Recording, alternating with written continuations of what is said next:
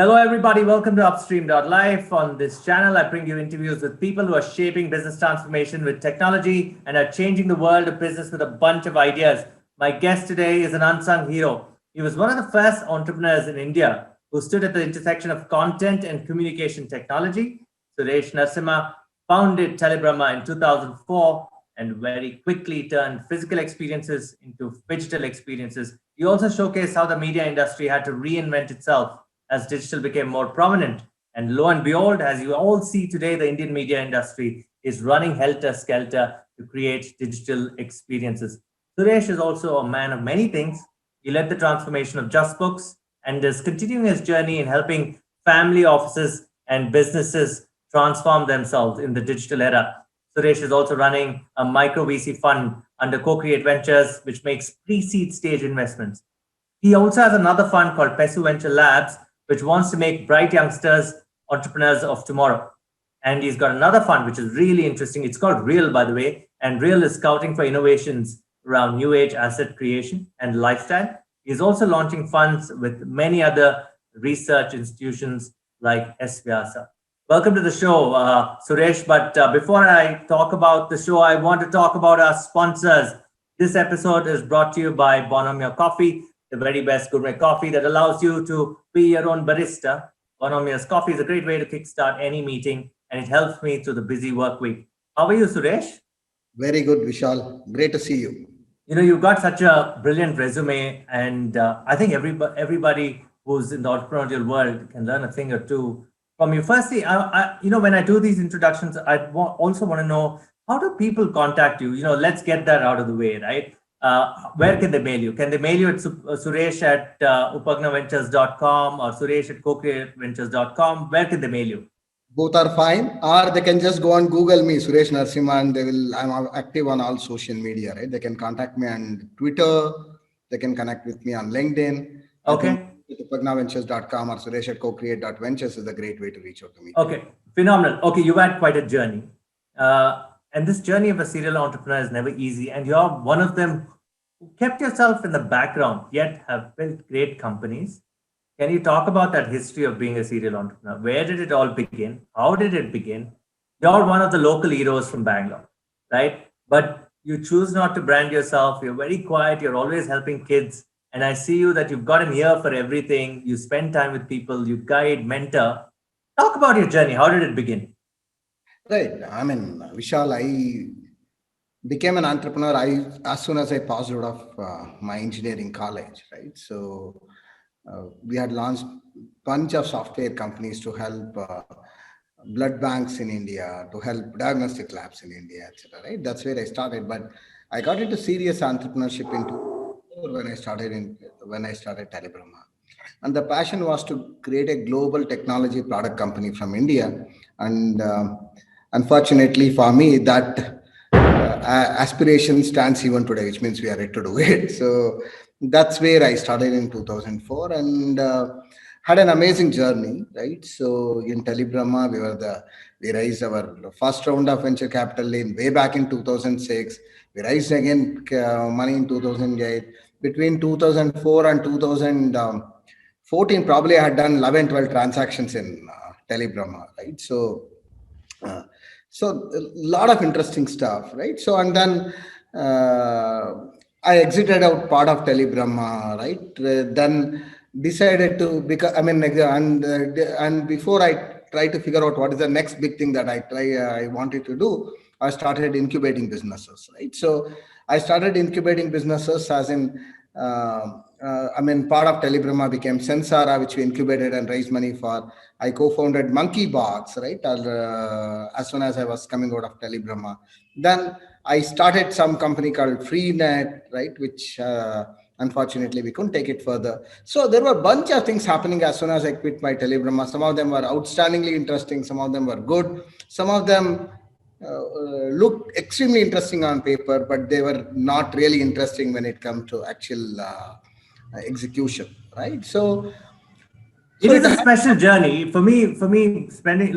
Looking at all that knowledge that you've developed, right? For example, in the intro I read out, you were one of the first few people to wake up the Indian media industry.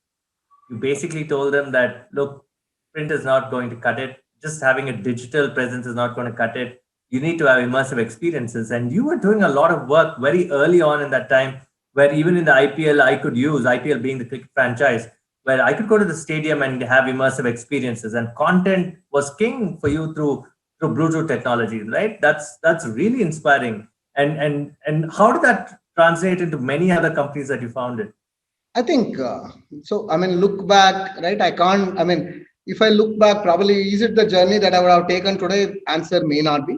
But at the time, that was the only option available, right? So if you actually look at the Indian market, I'm talking about 2006, 2007, 2008, where there were feature phones and hardly 2% of the population had 2G connection. Right? If you 2G data connection was a big thing, right? So not even 3G, not forget about smartphones, right? There was not even Symbian phone. There were J2ME phones. That was the era in which we started, right? Only feature that was available for consumers to download anything to their mobile phone was Bluetooth, right? So on camera started coming up much later, maybe around 2006, 7 times, right? You started seeing mobile phones with cameras coming up. That's the era that we are talking about. And then if you actually go and look at who are the people who are investing in technology, virtually no one was, not that today things have become very, very different as far as Indian enterprise is concerned. But today, at least there is e-commerce. The consumers like you and me are going to go and pay for any innovation that helps us in our life. But it was not the case in 2006-7.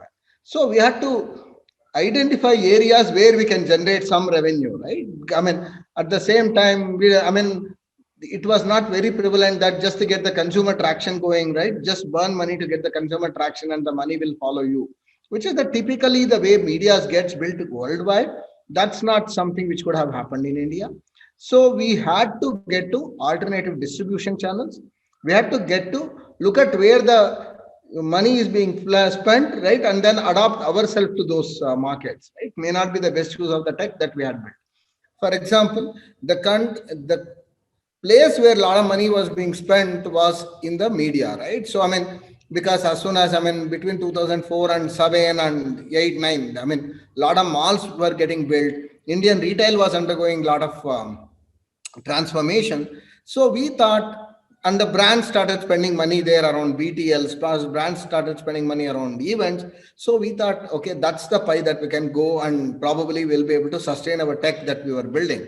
And so that's where what we did was across these places, we went and built the network using Bluetooth for the data download or the data exchange, right? That's what we built.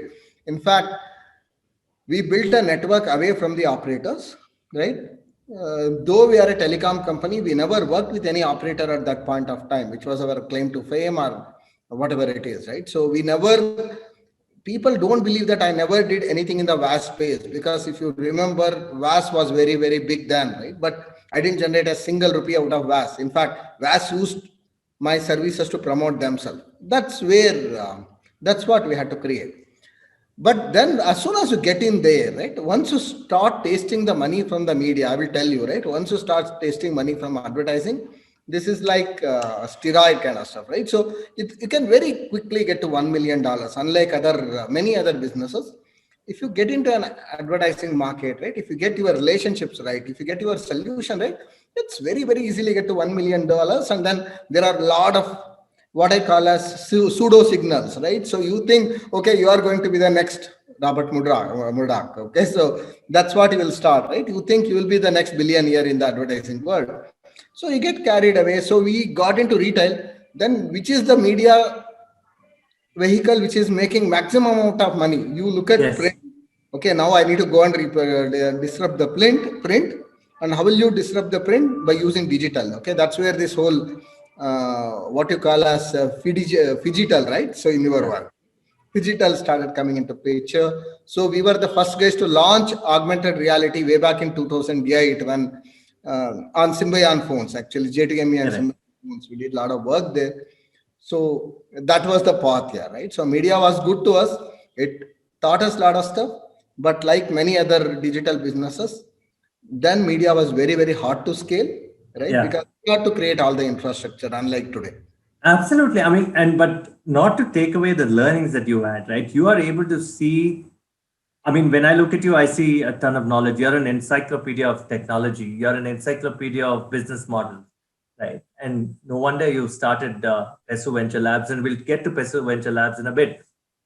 I, if it's okay with you, I want to talk about. I see you as having a second coming soon, right? You are going to do big things because you're still a young man and young person at heart. What were the tough times? You built a great company ahead of its time, right? What were some of the learnings that you had after, like you mentioned, right? It's easier today to do what you did in 2006. Between 2011 and 2016, you went through a phase of discovery, and now you finally things are coming around as to what you want to do as a person who wants to give back to the ecosystem. I'd want to pick on those brains of yours because you're a successful engineer and a businessman, a very rare combination. Either you have a great engineer or you have a great business person. And that's why a lot of people have two co-founders. In your case, you're a great combination. Talk about the difficult times that you had. How did you overcome them? See, you've transformed several things. You've transformed Just Books, right? In many ways, reading is coming back, right? You basically design libraries that could go digital and phygital, right? A great combination. You have Indulge Beverages, which has several brands under itself, including Bonamia, right? And you have Co-Create Ventures, which helps a lot of young people with assistance, right? In fundraising, incubation, right? And amidst that, you've also been trying to discover yourself, and that's where real comes into the picture. It's a long journey, right? I want you to talk about that beautiful journey where others can learn that India itself is presenting itself to a lot of opportunity. From this learning, I want you to tell me what your thoughts and processes will be going forward for the next decade. How are you going to use all that knowledge to actually build what you could have built a bigger company with Telebrum? So it's a great opportunity, right? India itself is changing. Go on. The point that you said, right? You are a rare combination of a technologist and a business model guy, right? Is probably that's a universally standard things here. Some of the best entrepreneurs are engineers, right? So Yeah. I take a lot of pride in being an engineer. Okay, though Yeah. lecturers may not agree with that, right? Considering the kind of this one that I said, but I take a lot of pride in being a technology guy, right? I still get fascinated by the technology, right? And I think technology can do a lot of interesting things. And I don't buy the fact that, okay, I mean, just an incremental innovation is an innovation or a jugaad innovation is an innovation, right? I'm not believe that, right? The innovation has to be fundamentally disrupting, right? It has to be fundamentally interesting enough, right? So incremental innovation can take you to this far, right? But it's not the ultimate solution, right? That's what I believe in. Okay. I mean, if you ask me what are the learnings that I had, right? I think so each day you will learn as an entrepreneur, yeah, right? Each day you learn as an entrepreneur, right? You learn from the people around you. You learn from your colleagues. You learn from your today I work with a lot of students. I learn a lot from students, right? I have learned from friends like you, right? I have learned from, there is an amazing learning, right? But few things probably I will try to apply today. Dan is, I think first I will pick up my market. Probably I will pick up my team. Then I'll pick up an idea, right? So invariably, right? I always did the other way around. I pick up the idea which is exciting enough, which has a huge potential, then put together a team and then get to the market, right? So probably I will do exactly opposite. That's one biggest learning that I will take today. And I think probably even before the idea, I will figure out what is the kind of finances required to get this to the next level, right? What is the optimum structure that you need to have in terms of financial structure? These are the things that I will. Okay. Okay. Very interesting. Very interesting. And that's why it leads me to the next question. That's why you're in love with business transformation. Why is it essential? Let's talk about Just Books and how you transformed it, and also several other businesses that you've transformed, right? Business transformation today cannot be separated from digital transformation, right? And the phygital world is real, whether you like it or not. I know a lot of the media guys go out there and saying everything's going to be digital, but if you look at supply chain, it is phygital. If you look at retail, it is phygital. Yes, e-commerce is growing, but if you look at it, 85% of the economy is still phygital, right? And so Bring these things together in cohesion, Suresh. What is digital transformation? What is business transformation? Why are you in love with business transformation? Right. So I think, see, for me, in fact, I mean, I feel sorry that we didn't leverage Corona as well as we should have in a country, right? I think we had a tremendous opportunity to go and disrupt education. In fact, we had a tremendous opportunity to go and disrupt entertainment, which we did reasonably well, actually. And we had a tremendous opportunity to go and disrupt healthcare. Rather than saying that we don't have the necessary infrastructure or this one, we could have leveraged the whole digital transformation much better way. But I think we were too caught in feeling that we are not up there where I feel, right. So we could have just got the whole thing into our advantage and got to the next level, right. Let's spend a minute on why didn't we leverage business transformation for education during the corona. Would you have a view in mind? I know because a lot of people watching this will now say, hey, how can Suresh say it, because tons of money has gone into that industry, but I agree with where you're going. You're saying money going into an industry doesn't really mean it's transforming the industry and opportunity. So I'd want to know your thoughts. I mean, at the end of the day, right, I want the teachers of my son to come and teach him online, right? So, right. So, as India, we have still, I'm a big believer that we have an amazing system in terms of teachers and student relationship between teachers and students at the early days of the schools, right? I still know some of the government school teachers who are much better than teachers who teach in schools where we pay 3 lakhs or 5 lakhs per year, right? So, there are some amazing teachers at all levels, right? And I think what we haven't leveraged, right, all the money that is getting into the market, right, EdTech with them. There are at least 4 or 5 EdTech companies where even I am invested, etc. What I'm not seeing is these teachers, these great institutions, right? They leveraging technology as part of their delivery, right? So probably, if the one of the stuff that we have done is we should have supported schools, we should have supported some of these teachers with a better technology, and we should have spent a lot more money in supporting them rather than trying to do a lot of many things, right? So it was okay. I will tell you like this: it was as much essential for a good teacher to have a very good laptop with some great tools and support behind it, right? It was a lot more important than a kid getting a tablet when he can't even get to the internet, right? So those kind of stuff, right? So where we invest our priorities, etc., could have been managed better. This is what I feel. I'm glad you said that, because business transformation, you need to know your priorities, and it's just not following the herd, right? So let's get back to why you're in love with business transformation. Right. The reason why we continue to succeed, right, against all odds is our SMEs, right? Some of the great entrepreneurs. You go to any small town, you will see aspiring entrepreneur, right? Look beyond all your lenses of corruption, all your lenses of socialism, etc. You will see amazing aspiration in this country. You will see amazing energy in this country, right? And that's what fascinates me, right? And I really hate to see some heavily funded startup coming and taking over the businesses of a lot of these small businesses. That's where the energy lies in this country, right? So for me, what I thought when I started Co-Create Ventures in 2017, right, I thought there is a reason for us to help ideas that are worth survive, right? This was the single point agenda that I had when I launched Co-Create Transformation Fund.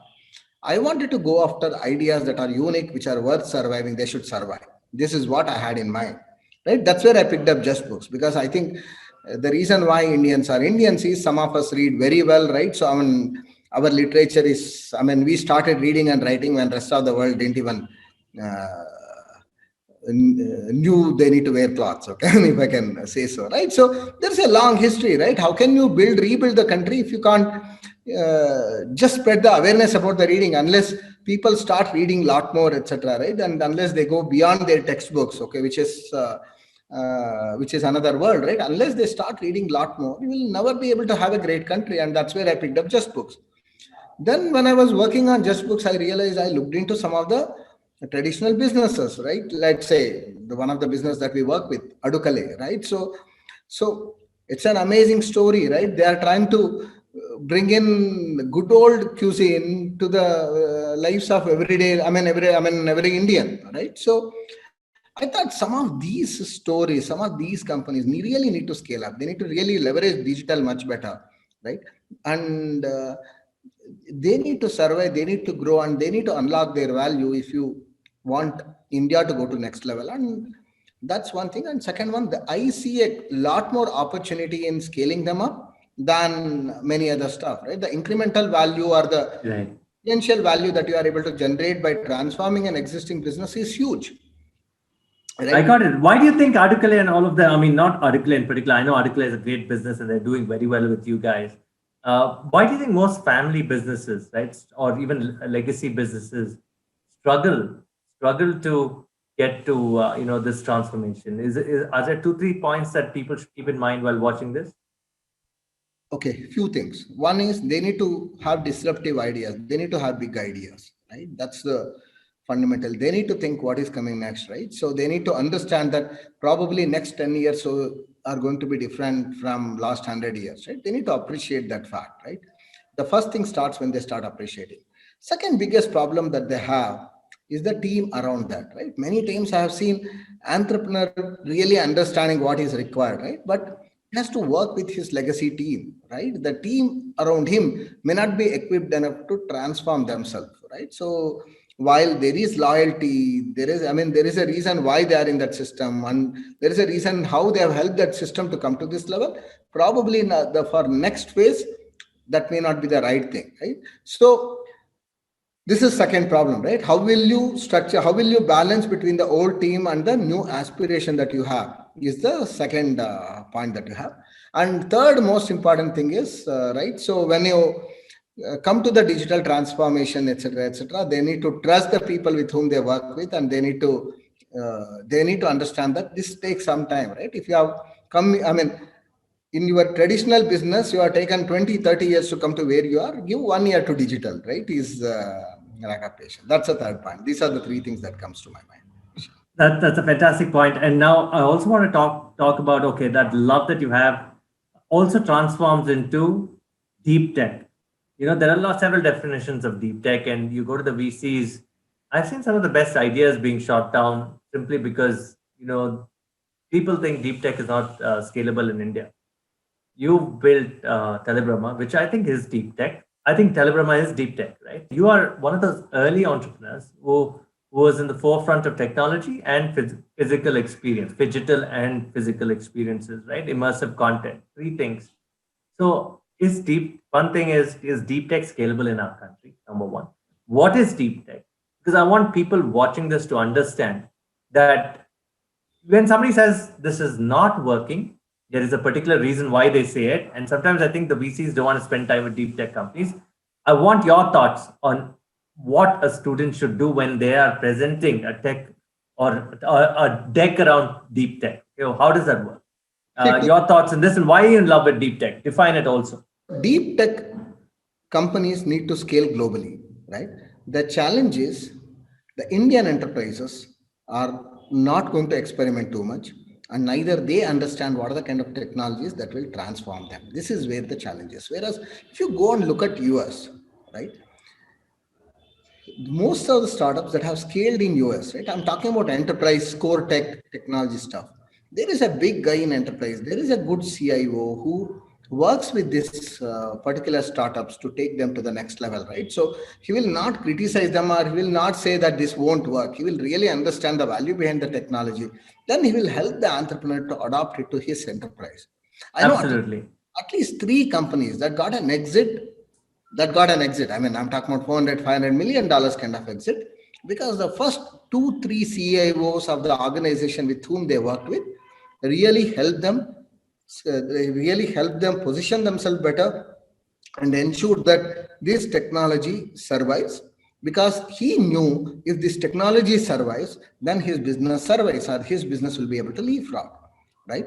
If you look at the size of the US organization, Even when they spend 2% of their overall annual turnover on an IT system, it is still considerably large for many of the businesses. But in India, right? So this is one aspect which needs to be looked into, right? Which is not going to happen very soon. So the solution to this is you need to build deep tech companies and somehow realize that somehow make sure that you take these deep tech companies outside Bangalore or outside India. You take them globally, you take them to US, you take them to Europe, right? Where there may be better market for these technologies, right? Okay. But to get there, you need to have a slightly different ecosystem in India, and I hope that will get built over next. Okay. Okay. What do you mean by that different ecosystem? Define that. And also, I want you to define deep tech, Suresh. What does that mean to you? Right. Deep tech is technologically something which is transforming, right? So where you are building the core technology, which can be sold as a technology itself. There would be someone who will look at your business and look at the technology. I just want to take this technology and integrate with my business so that my business will scale. I'm not talking about consumers, right? I'm just Okay. trying to this one. I'm not talking about just the consumers who are using it. I'm not just talking about number of enterprise clients that I'm using it. I'm not talking about the revenue or the repeat revenue that I'm looking at it. I'm just looking at this technology. This technology is so transformative. This is so hard to build, right? I value you only because of this technology is what I mean by deep tech. Okay. Is it very different from SaaS? Because people in SaaS now are saying that, okay, we are taking a common problem of a process in a company and changing that with technology. That is not deep tech, is it? It can be. It can be? Can be, right? In fact, I would say SaaS could be a great model for Indian deep tech companies to scale up, right? If you can take your technology, wrap it around as SaaS, then start reaching out to your US customers, right? So at the end of the day, you have built a deep tech. People understand when they see the output. People Yes. should do this one, right? So for example, there's a company that I've invested wherein you just, I mean, called consumer, right? You just go there and then just define your product and you will see what is the product, what is the market that you should go after, what are the features that you don't have, and what is the best product market fit for your product, right? This is possible because there is a very interesting deep tech algorithm that he has built, right? Which is something, I mean, the way this has been sold is through the SaaS. Any product company there, they can log in and they can look at this, right? This is at the heart of this company is the deep learning. At the heart of this company is an amazing amount of data strategy that they have adopted. But what users sees is the utility still. But the company's value, right? The reason why it gets acquired or the reason why it gets invested is not just because there are customers. This company gets invested because they have figured out an algorithm, they have figured out a technology which is not very, very easy to build, right?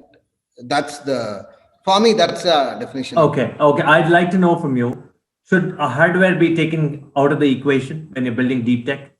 When I say hardware, not cloud, you might be building a chipset on a Broadcom device or something of that sort. You can have deep tech that gets embedded into hardware. You can have a deep tech that has hardware in between, right? Or you can have a deep tech that can replace a hardware, right?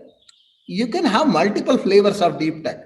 But at the end of the day, again, I'll come back. The value that you are talking about is that someone will be interested in acquiring or investing in this company purely because of the complexity of the tech, right? Or I will say another one, right? Even someone like Google or Intel or any tech company should be able to look into this business and say that, no, it's not the people that I am acquiring, right? It's not the customers that I am acquiring. It's not the revenue that is interesting, but it's the technology that they have already built that is interesting to me. If you can get into that position, then you have the deep tech companies, and that's what is there. Like look at some of the acquisition that happened in the US, right, around augmented reality, etc. The companies got acquired purely because of the tech that they had built, and of course, the Yeah. team was essential. Yeah. Yeah, that's the interesting part for me now. I like the way you said it. When you're building deep tech, you got to figure out, in the future, if a Google or an Intel, why would they acquire you? If you should have that in mind as an entrepreneur. Suresh, is that a good way of looking at it? Some entrepreneurs say, hey, I don't want to sell. That's also okay. But if you can figure out what a large corporation would want from your technology, then that's half the battle won, right, Suresh? That's one way to appreciate the fact that you are building a deep tech, right? So, I mean, someone can come to me and say that I am building something better than Google. That's fine, but then still Google will be in looking at you. Right? Nothing wrong in thinking that I'm building. In fact, you should think that you are building better than Google. Only then Google will be interested in talking to you. Okay, great. Right? So, guys, if you're watching this, right, go to Suresh at co-create.ventures. Okay, that's something that I would request you to do. Write to him if you have ideas that can, change the way deep tech can be looked at globally, and you have figured out something of that sort, and they can guide you, right? Oh, okay, what is the way forward for co-create at this point? Okay, so there are two things that fascinates me, and that's what one is. We are doing whole lot of transforming, we are transforming whole lot of businesses, traditional businesses who are into B2B, who wants to get to direct to consumers, etc. That's one aspect of the work that we are doing. Second aspect, what we are trying to do is we are trying to create micro funds, right? While there are other flavors to it, but the heart of whatever we are trying to do is to make brightest of our youngsters become entrepreneurs and successful entrepreneurs. That's what we are trying to do in Co-Create. So there are two parts to it. One is this is actually a funds. We are creating micro funds, wherein whenever we see a great, innovative, deep tech, transforming idea at the pre-seed level, when their product is not ready yet, when their idea is at concept level, we'll go and write a check upwards of $200,000. That's the first thing that we do. And second thing, to help them build it out, right? We are setting up Venture Studio as part of our fund, right? Wherein we are getting some of the brightest students in some of the most premium engineering, management, and other colleges to join us and work alongside the other experts from the industry to build out these companies, right? So this is what we are doing, Vishal. And it's interesting for me because this is Co-Create looks at deep tech, Co-Create looks at all this, but then you also said, okay, to get somebody towards deep tech, you have to go to the student level, right? And this is where the foundation is. And that's where I think, ladies and gentlemen who are watching this, you must go to PES University and going to the PESU Venture Labs, right? There is a lot of buzz happening there. And in fact, if you read the news, I think one of the highest paid engineers comes from PESU, and it's out in the news as we speak, okay? I'll tell you this. Suresh has set up PESU Venture Labs, obviously with PES, of course, with PES being the university. And Suresh, I definitely want to know why start at the foundation level to build the future of deep tech in India. And it is very close to your heart. Is it because of your personal learnings of Telebrahma and everything else that you've done, that you transformed your ideas into this ventures that you're building at PESU? What is it? What is PESU's intent, and what is your personal agenda there? Right. See, I think if you go and look at the US market, right? If you just go and look at US or randomly think of all the great companies that you are aware of, right? Whether it's Google or Facebook or Microsoft or Dell, right? Or all these companies were started in campuses of US, right? So much so, take Qualcomm, take Oatly, right? Take Bose speakers, right? Most of the technology that you are using today, most of the companies that you admire today were started in the campuses of the US, right? Then if someone asks me, which is the great company that was created in campuses of India, I don't have an answer.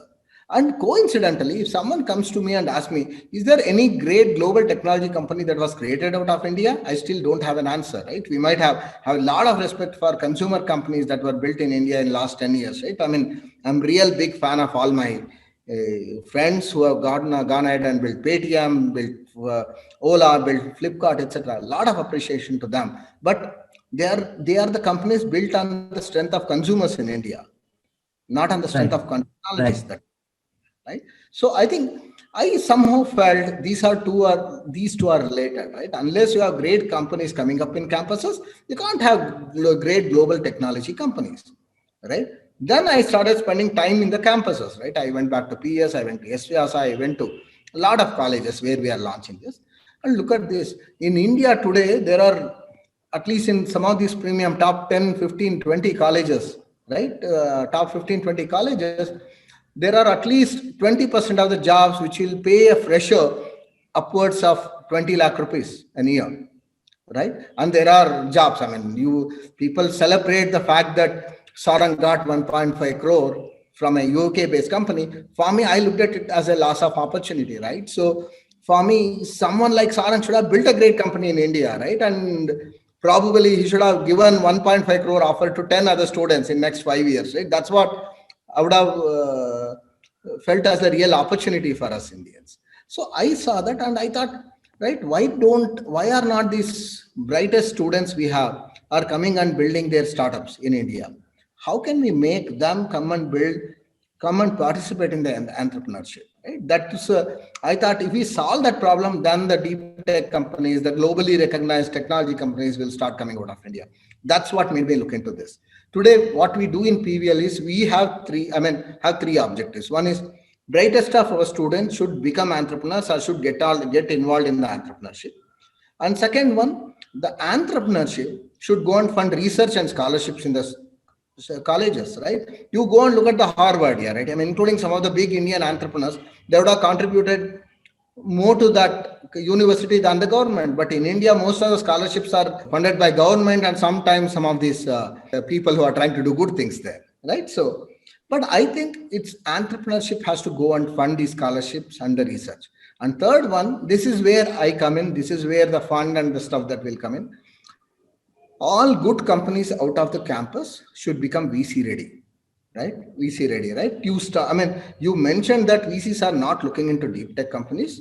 The question that I'm trying to address is what can we do so that these companies will be looked into by the VC guys, right? So which means you need to get your market positioning right, you need to get your market size right, you need to get your route to market right, you need to get your team right, you need to get your structure right, you need to get your UX right, you need to do a bunch of things so that VCs really appreciate the work that has that has happened behind it and feel that the $5 million that they put in will really help this company scale up to $1 billion, hopefully, right? So that's where these are the three things that we are trying to.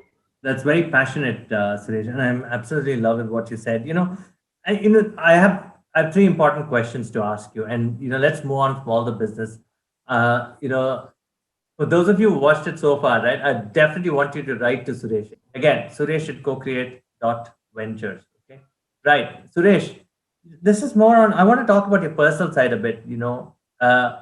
Let's talk about it. What does success and failure mean to you?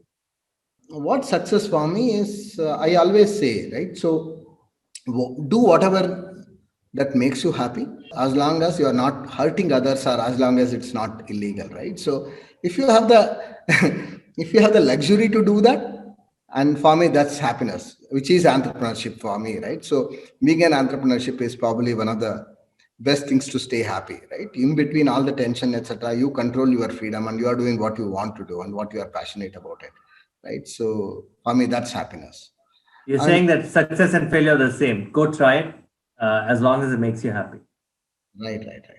10 years back, it was a difficult thing to be an entrepreneur. In fact, probably even 3-4 years back, if someone comes to me and if you had come to me and said that I want to launch a business, I would have royally scolded you and then don't waste your time. You'd have shot it down. Yeah. But I think these times are different. I think there is a lot more opportunities, lot more money chasing entrepreneurs, and it's no more a social stigma to say that you're not successful. I think this is a great place to be in, Vishal. Super. Okay. You're into Indian philosophy and you take a lot of heart from it. There are a lot of learnings that have shaped your personality from Indian philosophy. Share a few tips as to why it is your go-to thing in life and work. Recommend some books also if you can, please. I think any day I will recommend Bhagavad Gita, right? So I think, if you just, even if it is translation, please go and read Bhagavad Gita, right? I can assure you that you will get a lot more knowledge than any of the best of change your lifestyle kind of books that you have read, right? So read Bhagavad Gita, and it's nothing to do with, of course, Bhagavad Gita doesn't even talk about who is your God or this one, etc. Though this one, but Bhagavad Gita is, you can look at Bhagavad Gita from money perspective, but whatever the perspective that you want in life, just go and look at Bhagavad Gita, you will find an answer, right? That's the first book that any day I recommend. Any particular translation? No, I think you pick up any translation. My suggestion is pick up the translation, not the interpretations, right? Just, if someone has written more than 4 lines around a given shloka, don't read that book, is what I would say that, right? Then you are actually reading their interpretation of what that shloka is. Just put any, I mean, this, our Gita Press publishes those small books for 2 rupees or 5 rupees, pick up them, right? Pick them up. They're simple shloka and English translation. That's all you need. Just go and read that, right? Don't look at any interpretation, right? Whoever it is, don't look at interpretation, because once you look at the interpretation, you lose a chance to interpret it in your own way. So my suggestion, just go and look at the. You're a true engineer. You're a true engineer.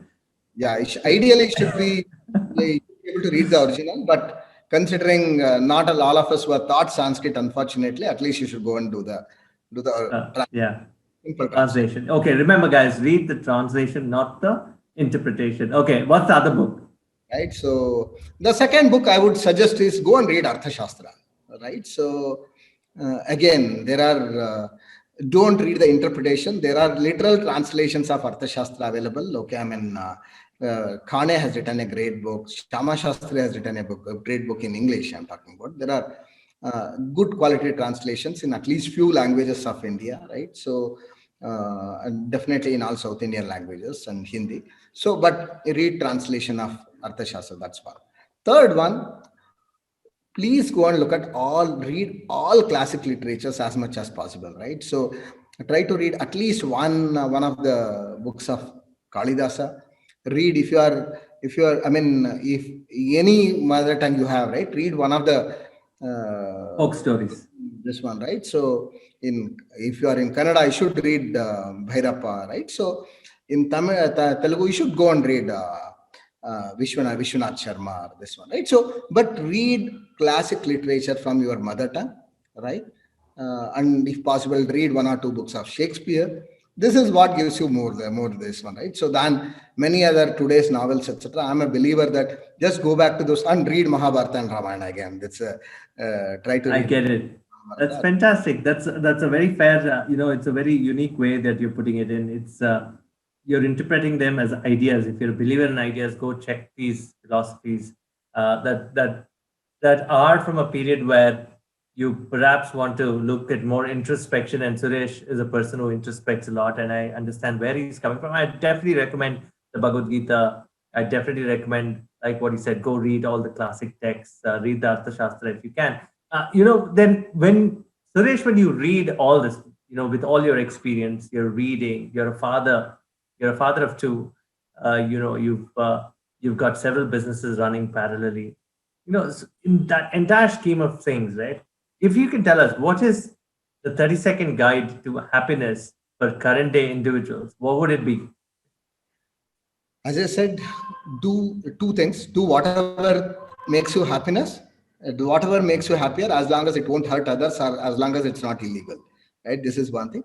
And second one, without hurting yourself or without hurting the people around you, if you can help someone, please go ahead and do that, right? Are the only 2 things that. That's well said. So, but would you say that today's generation can do that? In a sense, there's a lot more opportunity to do these things than have the anxiety that everybody goes through today, right? They can actually go do what they love.